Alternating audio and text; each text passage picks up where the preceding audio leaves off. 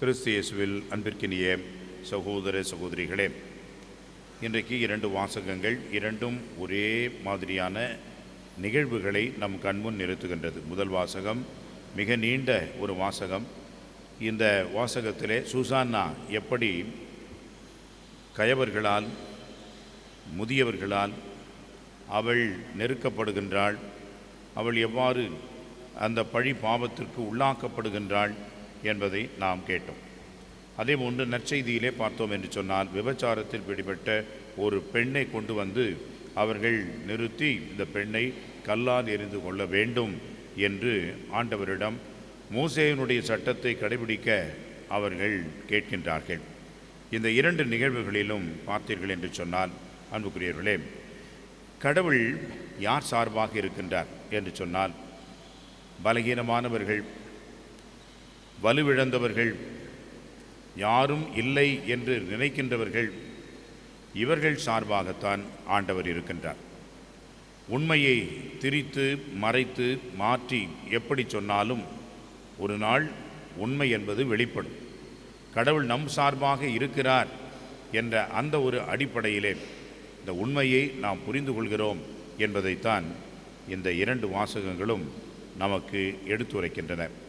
அன்புக்குரியவர்களே, விபச்சாரத்தில் பிடிபட்ட பெண் என்று கொண்டு வந்தார்கள். அந்த சட்டம் என்ன சொல்கிறது? அந்த பெண்ணை கொல்ல வேண்டும் என்று தான் சொல்கிறது.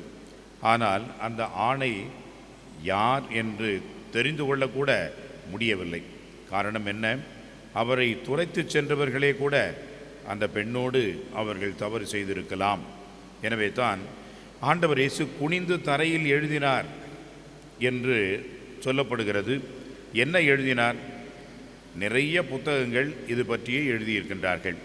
அதில் ஒரு கருத்து என்னவென்று சொன்னால், அங்கிருந்த அத்தனை பேரும் இந்த பெண்ணோடு இருந்த பாவத்திற்கு உரியவர்கள் என்பதை அவர் எழுத ஒருவரும் கல் எறிய துணியவில்லை.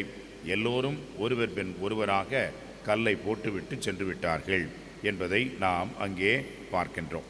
அன்புக்குரியவர்களே, குற்றவாளி என்று யாரையும் தீர்ப்பிடாமல் எல்லோரும் அவரவர்களுடைய பலகீனங்களை ஏற்றுக்கொண்டு மன்னித்து மறந்து வாழ்வது என்பதுதான் உண்மையான ஆன்மீகம், இறைவன் காட்டுகின்ற இரக்கம்.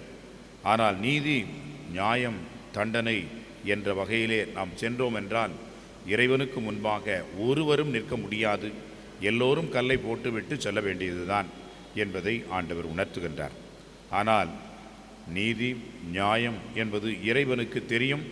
உண்மையை அறிந்தவர் என்ற உலகத்திலே இருக்கின்றார் என்ற உண்மையை நாமும் உணர்ந்தவர்களாக இரக்கம் கொண்டு மன்னித்து மறந்து வாழ்கின்ற அருள் வேண்டுவோம். ஆமென்.